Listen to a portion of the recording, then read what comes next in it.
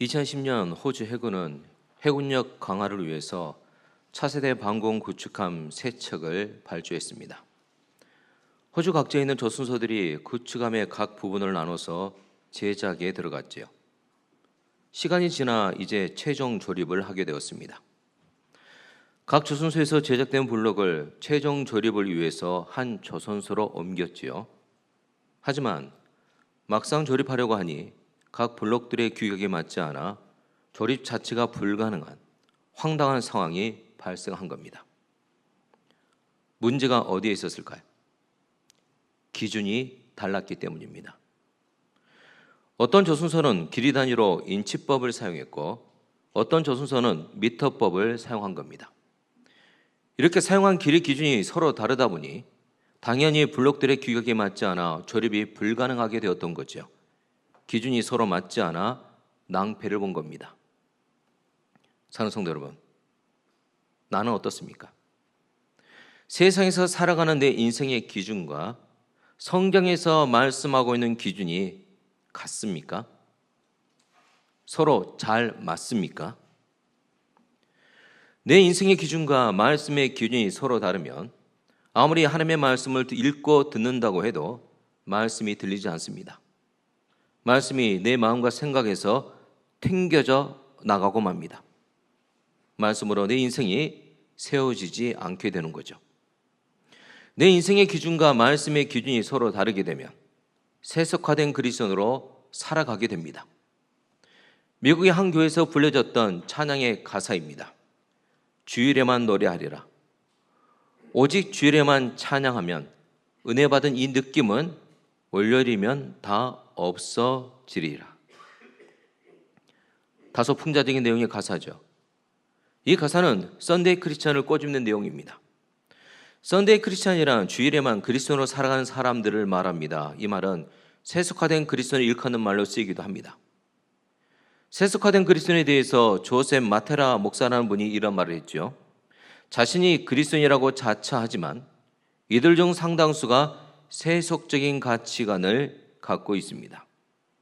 그는 이렇게 말하면서 세속화된 그리스도인의 징후에 대해 10가지로 정리했는데요. 그 중에 5가지만 소개하면 이렇습니다. 세속화된 그리스도인들은 하나님보다 사람들의 시선을 더 의식합니다. 성령님에 이끌리지 않고 돈에 이끌립니다. 예배에 참석하는 목적이 예배가 아니라 인간관계 때문입니다. 하나님의 뜻을 먼저 생각하지 않고 중요한 결정을 내립니다. 하나님을 추구하는 삶을 살지 않습니다. 이런 세속화된 그리스도인의 가치 기준은 말씀에 있지 않습니다. 세상의 가격표에 있지요. 세속적인 가치에 있습니다. 그래서 세속화된 그리스도인이라고 하는 겁니다. 우리는 여러 미디어를 통해서 세상의 가격표를 접하게 되지요. 그 세상의 가격표에서 가장 비싸게 매겨지는 것이 돈입니다. 뭐니 해도 뭐가 최고라고요? 돈이 최고다. 돈으로 대표되는 물질이라는 거예요. 세속적인 가치관에서 돈이 최고의 가치가 되고 있다는 거죠. 그렇다면 성경에서는 어떤 가치를 우리에게 말씀하고 있습니까? 마태복음 5장에 기록된 예수님이 전하신 8번 말씀에 보게 되면 하나님의 나라의 가치가 무엇인지 우리에게 전하고 있습니다. 이스라엘 팔복산에 가게 되면 예수님이 전하신 팔복 말씀을 기념하는 팔복교회가 있습니다.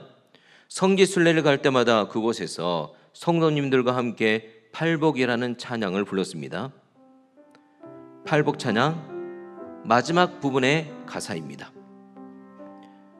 내게도 주소서 내가 복을 받기 원하네 오 내 주여 주소서 아멘. 사랑하는 성도 여러분, 이 가사처럼 팔복의 복을 받기 원하십니까? 급하게 대답하지 마시고 팔복에 대한 설명을 들은 후에 다시 대답해 보시길 바랍니다. 예수님이 말씀하신 팔복은 우리가 기대하고 추구하는 세상에서의 복과는 너무나도 다릅니다. 예수님께서 말씀하셨습니다. 행복은 소의 만족에 있는 것이 아니고 예수님처럼 심령이 가난한 데 있습니다. 행복은 웃고 즐기는 데 있지 않고 예수님처럼 애통하는 데 있습니다. 행복은 강한 데 있지 않고 예수님처럼 온유한 데 있습니다. 행복은 욕망의 충족에 있지 않고 예수님처럼 의에 줄이고 목말라 하는 데 있습니다. 첫 번째에서 네 번째까지의 팔복을 말씀드렸습니다. 어떻습니까? 우리가 기대하고 추구하는 세상에서의 복과는 너무나도 다릅니다. 이렇게 너무 다르다 보니 팔복과 세상 가치관이 만나면 충돌합니다. 안 맞아요. 안 맞습니다. 그래서 예수님을 모르는 사람, 예수님께 관심이 없는 사람에게는 천국 가치관으로 살아가는 팔복의 삶은 행복한 삶이 결코 아닙니다. 찬송도 여러분, 지금 나에게 가장 중요한 행복의 조건이 뭐라고 생각하고 계십니까? 우리는 내가 생각하고 행복의 조건, 내가 생각하는 행복의 조건을 다 이룬 사람을 동경합니다. 내 인생의 이상적 모델로 삼고 살아가고 있습니다. 고대에는 현인이 이상적 모델이었죠. 중세에는 성자가 이상적 모델이었습니다. 그렇다면 현대에는 어떤 사람이 이상적 모델일까요? 바로 답이 나옵니다. 부자입니다. 돈이 많은 부자는 성공의 심벌로 여겨집니다. 그렇다 보니 현대인에게 돈은 가장 중요한 행복의 조건이며 삶의 목표가 되고 있습니다. 우리 중에 나는 아니에요, 정말 자신 있게 말할 수 있는 사람이 있을까요? 그래서 많은 사람들이 돈 때문에 울고 웃는 인생이 되었지요. 돈이 우상이 된 겁니다. 그래서 성경에서는 돈을 만몬이라고 하면서 돈의 우상 숭배를 경고했습니다. 이런 모든 것은 우리가 돈이 최고라는 세상 가치관을 갖고 있기 때문입니다. 우리 예수님은 이 돈에 대해서 많이 말씀하셨습니다. 그 이유는 이 돈이 우리의 신앙과 깊은 관계가 있기 때문입니다. 물론 돈 자체는 죄가 아닙니다. 하지만 돈을 사랑하는 마음이 문제가 되지요. 돈을 사랑함이 일만하게 뿌리가 되나니. 왜 돈을 사랑함이 일만하게 뿌리가 됩니까? 돈을 사랑함으로 생기는 여러 열매들을 보면 우리는 알 수 있습니다. 돈을 사랑하면 하나님과 사이가 멀어집니다. 돈을 사랑하면 사람보다 돈이 우선되면서 인간관계가 깨져버립니다. 친구가 원수가 되고 부모와 자식이 멀어집니다. 돈의 노예가 된 겁니다. 돈을 사랑하는 탐욕에 자신의 삶과 영혼이 붙잡혀 버렸다는 거지요. 악한 사단은 돈을 통해 그리스도인과 교회를 지배하려고 합니다. 그래서 그리스도인과 교회가 돈 때문에 무너지기도 합니다. 성도 여러분, 그러면 어떻게 합니까? 돈은 아예 멀리하고 만지지도 말아야 합니까? 그럴 수는 없습니다. 우리가 세상 속에서 살기 위해서는 돈이 필요합니다. 하지만 돈을 통해 시험에 들고 신앙이 무너지기도 합니다. 우리가 세상 속에서 사명을 감당하기 위해서도 돈이 필요합니다. 이왕이면 부자가 되어 많은 물질로 하나님과 이웃을 섬기고 싶지요. 하지만 예수님이 말씀하셨습니다. 부자가 천국에 가는 것이 매우 힘들다. 여기에 그리스도인들의 고민이 있는 겁니다. 우리의 고민이 바로 여기 있는 거예요. 많은 그리스도인들이 우리 역시도 돈과 신앙 사이에서 갈등하고 고민하고 있다는 거예요. 그러면 어떻게 해야 됩니까? 이런 고민 속에 대안으로 나온 것이 청부론입니다. 깨끗한 부자가 되면 세상살이에서도 신앙에서도 모두 성공할 수 있다는 겁니다. 한한상 교수님과 김동호 목사님이 청부론을 주장했습니다. 청부론은 깨끗하게 벌어서 보람 있게 쓰자는 겁니다. 청부론에서는 부유함 자체는 죄가 아니며 하나님의 복이라고 전제합니다. 물론 부유함이 복이 되기 위해서는 깨끗하고 정당한 방법으로 돈을 벌어야 합니다. 그리고 물질의 노예가 되지 않고 청지기 정신으로 선하게 물질을 유통해야 합니다. 가난한 이웃을 돕고 공동체를 위해 선하게 흘려보내야 합니다. 하지만 반대 의견도 만만치 않습니다. 청불원의 반대 의견으로 나온 것이 바로 청빈론입니다. 청빈론에서는 돈을 영적 타락을 가져오는 만몬신이라고 말하고 있습니다. 돈은 사람을 조종할 수 있는 힘이 있고 하나님까지도 대적하게 하는 힘이 있다고 합니다. 해서 자신이 감당할 수 있는 능력 이상으로 돈을 소유하는 것은 위험하다. 돈에 대한 지나친 욕심은 하나님의 진노를 불러온다. 이렇게 말하고 있습니다. 그래서 청빈론에서는 하나님 아니면 돈, 둘 중 하나를 선택해야 합니다. 아무리 선한 동기라 해도 물질의 마음을 두게 되면 예수님의 영성을 닮을 수 없기에 세상의 부를 포기하고 예수님의 삶을 따라 청빈하게 살아야 한다고 말합니다. 자, 손을 들어보겠습니다. 청불론과 청빈론을 간략하게 설명드렸습니다.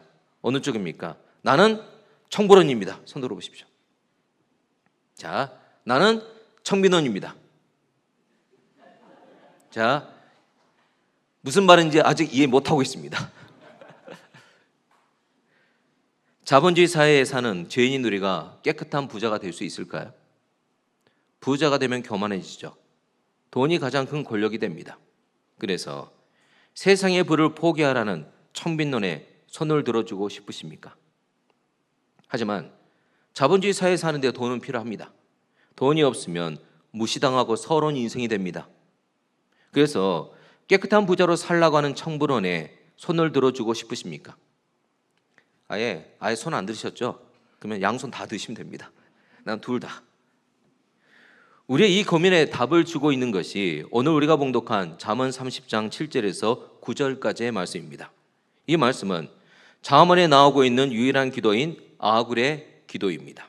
아굴은 어떤 기도 제목으로 기도했습니까? 7절과 8절 말씀을 함께 내가 두 가지를 주께 구하였사오니 내가 죽기 전에 내게 거절하지 마시옵소서. 곧 헛된 것과 거짓말을 내게서 멀리 하옵시며 나를 가난하게도 마옵시고 부하게도 마옵시고 오직 필요한 양식으로 나를 먹이시옵소서. 아멘.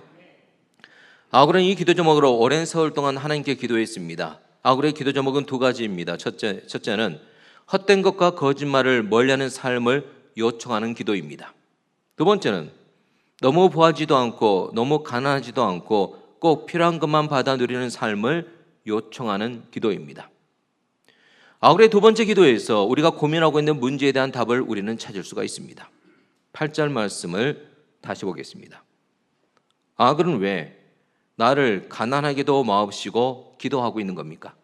그 이유는 9절 하반절에 나오고 있습니다. 현대 성경 번역으로 함께 제가 너무 가난해서 먹을 것조차 궁하여 남의 것 훔쳐내어 내가 모시고 사는 하나님을 욕되게 하지는 않을까 염려됩니다. 가난할 때 빠지기 쉬운 영적인 위기를 뭐라고 말씀하고 있습니까? 가난 때문에 오게 되는 굶주림 등의 고통으로 인해 도둑질, 횡령, 사기 등의 유혹에 쉽게 넘어갈 수 있기 때문입니다. 만약 하나님을 믿는 사람이 그런 유혹에 넘어가게 되면 하나님의 이름을 욕되게 할 수 있기 때문이죠. 그래서 아굴은 나를 가난하게도 마옵시고 기도하고 있는 겁니다. 그리고 아굴은 8절 말씀에서 나를 부하게도 마옵시고 기도하고 있죠. 왜? 나를 부하게도 마옵시고 기도하고 있는 겁니까? 나를 가난하게도 마옵시고 이 기도 제목은 우리가 이해가 됩니다. 근데 솔직히 나를 부하게도 마옵시고 이 기도 제목은 왜 하는지 이해가 되십니까? 이해가 되지 않을 수 있습니다. 아굴이 나를 부하게도 마옵시고 기도하는 이유가 9절 말씀에 나와 있는데요. 현대 성경 번역으로 함께 너무 가진 것이 많아 여호와가 정말 누구란 말이냐 하면서 주님을 모른 채 하지는 않을까 걱정됩니다. 이 말씀에서 부유할 때 빠지기 쉬운 영적인 위기를 뭐라고 말씀하고 있습니까? 마음이 교만해집니다. 물질 중심의 삶을 살게 됩니다. 쾌락을 추구하게 되는데 이로 인해 하나님을 멀리하게 된다는 거죠. 성도 여러분, 가난보다 더 이기기 힘든 것이 부유함입니다. 가난을 잘 이겨냈던 사람이 부유함에 무너지는 경우가 많이 있습니다. 그래서 데일 카네기가 이렇게 경고했습니다. 시련을 이겨내는 사람이 100명이라면 번영을 이겨내는 사람은 한두 명에 불과합니다. 왜 그럴까요? 성공과 번영을 누리게 되면 마음이 높아졌기 때문입니다. 나중에는 성공과 번영이 우상이 되어 내 인생의 주인이 되었기 때문입니다. 그러기에 나를 부하기도 마옵시고 이 기도 제목, 우리에게 꼭 필요한 기도 제목입니다. 하지만 이 기도 제목, 우리 기도 제목에서 찾기 어려운 기도 제목입니다. 솔직히 말하면 하고 싶지 않습니다. 솔직히 말하면 이 기도 하고 싶지가 않아요. 왜 그렇습니까? 우리의 마음의 진짜 동기는 부자 되는 것을 간절히 원하고 있기 때문입니다. 성공을 예배하는 교회라는 말이 있습니다. 세계적인 기독교 미래학자 레너드 스윗 박사가 한 말인데요. 그가 이런 말을 했습니다. 요즘 교회는 예수님 대신 성공을 예배하고 있습니다. 그러다 보니 생명이 없는 기독교가 되었습니다. 성공을 예배한다. 성공을 욕망하고 있다는 겁니다. 그리스도인들이 성공을 욕망하다 보니 예수님이 빠진 기독교가 되었고 생명이 없는 기독교가 되었다는 겁니다. 그래서 교회에 예수가 없는 예수 결핍장애를 앓고 있다고 그는 말하고 있는 거예요. 우리를 포함해서 많은 사람들이 성공을 욕망하면서 살아가고 있습니다. 어떤 것을 욕망하고 있습니까? 10대에는 부모님이 부자면 성공이랍니다. 20대에는 좋은 대학 갔으면 성공이랍니다. 30대에는 억대 연봉 받는 직장이면 성공이랍니다. 40대에는 회식 자리에서 2차 쏠 수 있으면 성공이랍니다. 50대에는 공부 잘하는 자녀가 있으면 성공이랍니다. 60대에는 아직 돈 벌고 있으면 성공이랍니다. 여기까지만 하겠습니다. 많은 부분에서 돈이 성공의 요인이 되고 있음을 우리는 알 수 있습니다. 돈이 성공의 중요한 요건이 되고 있고 돈을 더 많이 갖고 싶어하는 것, 우리에게도 역시 있지 않습니까? 어떤 연구 보고서에 따르면 우리가 잘 새겨들어야 될 보고서 내용인데요. 교회 다니는 사람들의 근본적인 가치관은 교회를 전혀 방문한 적이 없는 사람들의 가치관과 실제적으로 큰 차이가 없다 말합니다. 차이가 없어요, 가치관이. 많은 사람들이 나는 그리스도인이다 그렇게 말하고 있지만 종교라는 가면만을 썼을 뿐이지 가치관은 바뀌지 않고 있다는 겁니다. 그러니 말씀의 가치관과 내 안에는 가치관이 서로 맞지 않으니까 충돌하고 말씀이 들리지가 않는 겁니다. 그렇다면 하고는 부유함의 유혹을 이기기 위해 어떻게 기도하고 있습니까? 8절 말씀을 보겠습니다. 나를 부하기도 마옵시고 오직 필요한 양식으로 나를 먹이시옵소서. 아굴은 필요한 것만을 구하고 있습니다. 뭐만 구했다고요? 필요한 것만을 구하고 있습니다. 먹는 것, 입는 것을 구하기 위해서는 돈이 필요합니다. 자녀들 공부시키기 위해서는 돈이 필요합니다. 돈이 이렇게 필요한 것만이라는 자리를 지키고 있을 때에는 유용하게 잘 쓰여집니다. 하지만 이 돈이 필요한 것만이 아니라 내 만족을 위해 모으기 시작할 때 그것을 탐욕이라고 하는 거예요. 탐욕은 끝이 없습니다. 밑빠진 덕에 물을 붓는 것과 같습니다. 채우려고 하면 할수록 더 큰 공허함을 느끼게 하는 것이 탐욕이지요. 그러다가 돈이 우상이 되고 돈을 사랑하게 되는 겁니다. 성경학자 하워드 핸드릭스가 경건하고 신실한 어떤 부자와 저녁 식사를 하게 되었습니다. 핸드릭스는 식사를 마치고 그 부자에게 물었지요. 부잣집에서 자랐으면서도 물질의 노예가 되지 않을 수 있는 비결이 무엇인가요? 그가 이렇게 대답을 했습니다. 제 부모님은 집에 있는 모든 것이 우상 아니면 도구라고 가르치셨어요. 선택은 제가 하는 거였죠. 우리에게도 이 질문을 해야 됩니다. 부유함이 우상입니까? 아니면 도구입니까? 그렇다면 아굴의 기도 제목에서 필요한 것만은 어디까지를 말하는 겁니까? 그 기준이 뭡니까? 오늘 본문에서 아굴이 두려워하고 있는 것이 무엇인지 보면 그 기준을 우리는 알 수 있습니다. 9절 말씀입니다.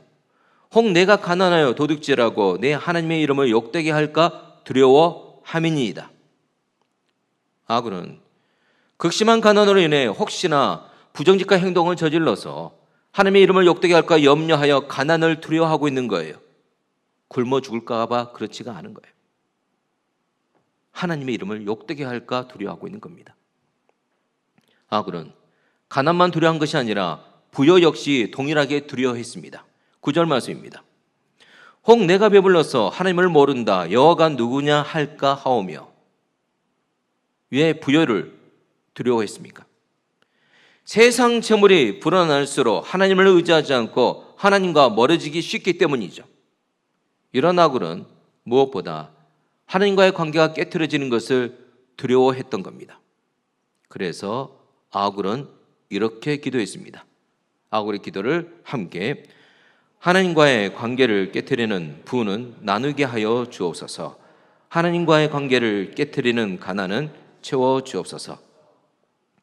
이 기도에서 아굴이 구하고 있는 것은 가난을 구하고 있는 것도 아니고 부유함을 구하고 있는 것도 아닙니다. 뭘 구하고 있습니까? 하나님과의 관계를 구하고 있는 겁니다. 아굴의 기준이 선명하게 보입니다. 하나님과의 관계가 아굴의 인생에서 선명한 기준이었습니다. 하나님이 그 인생의 기준이었습니다. 그런데 만약 우리 인생의 기준이 하나님께 있지 않으면 어떻게 될까요? 끊임없이 비교에 시달리게 됩니다. 부자, 가난한 사람, 이 모든 거 비교에서 나온 겁니다. 다른 사람보다 더 많이 가지면 나는 부자예요. 다른 사람보다 내가 적게 가지면 나는 가난한 사람인 겁니다. 하지만 이런 비교의 유효 기간은 잠깐입니다. 너무 잠깐이에요. 이지선 자매가 비교에서 얻은 행복에 대해서 이런 말을 했습니다. 비교에서 얻은 행복은 일시적인 진통제처럼 잠깐 유한이 될지 모르나 자신의 삶을 이끌어갈 힘이 될 수는 없습니다. 고개를 조금만 돌려보면 세상에는 나보다 더 건강한 사람, 더 예쁜 사람, 더 많이 가진 사람, 더 똑똑한 사람은 얼마든지 있기 때문입니다. 늘 다른 사람과 내 상황을 비교함으로써 남의 불행을 보고 얻은 행복은 언제든지 자신보다 더 잘난 사람을 보게 됨으로써 너무나 쉽게 불행의 조건이 되어버리고 맙니다.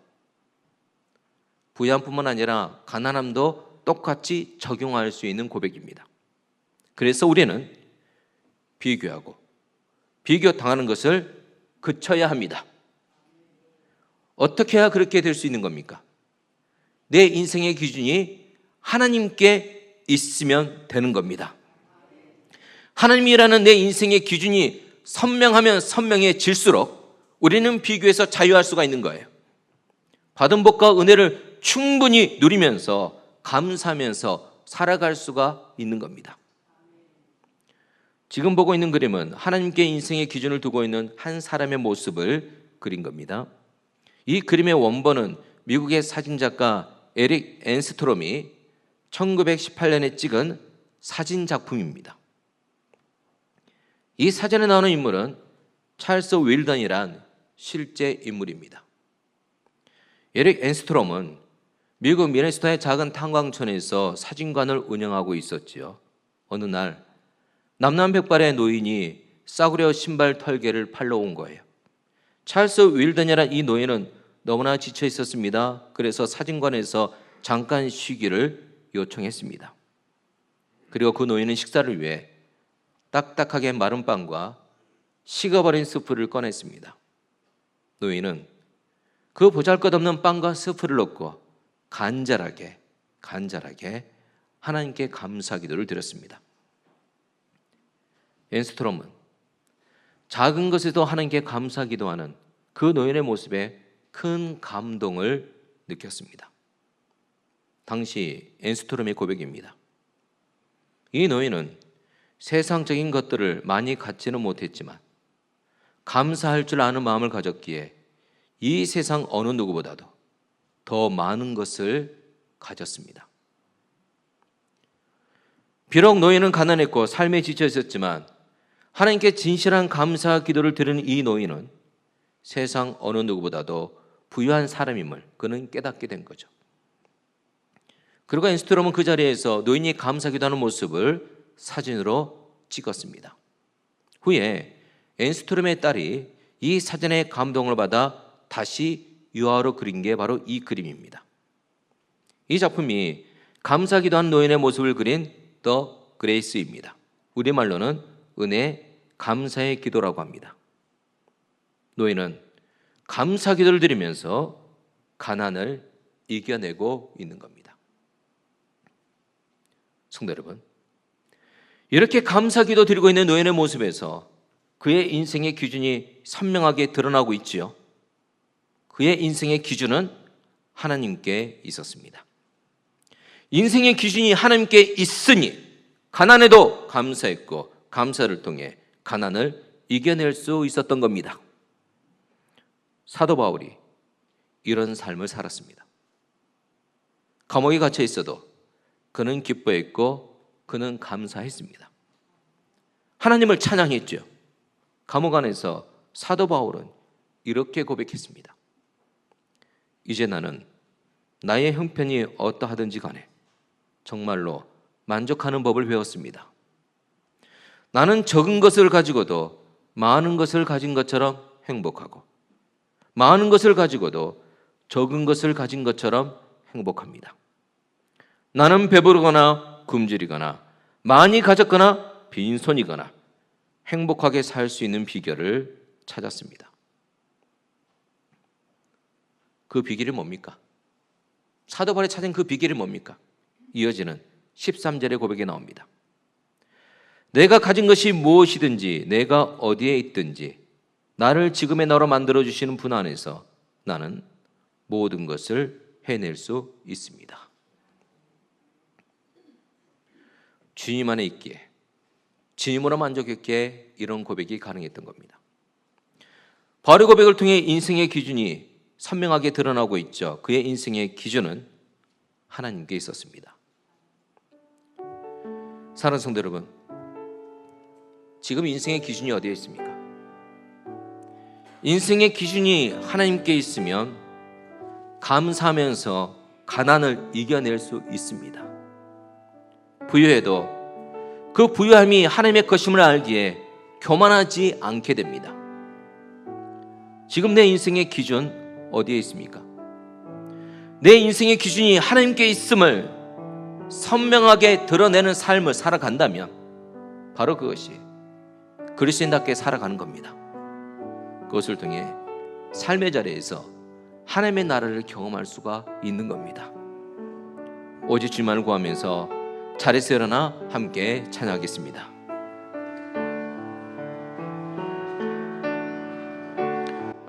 나도 주님을 바꾸지 않으리 다른 어떤 은혜 구하지 않으리 오직 주님만이 내 삶의 도움이시니 주의 얼굴 보기 나 무엇과도 주님을 바꾸지 않으리 나 무엇과도 주님을 바꾸지 않으리 다른 어떤 은혜 구하지 않으리 오직 주님만이 내 삶의 도움이시니 주의 얼굴 보기 원합니다.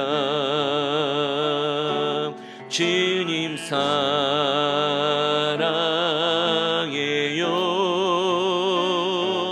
온 마음과 정성 다해 하나님의 신실함 싱그대 다시 한번 고백할까요? 주님 사랑해요 주님 사랑해요.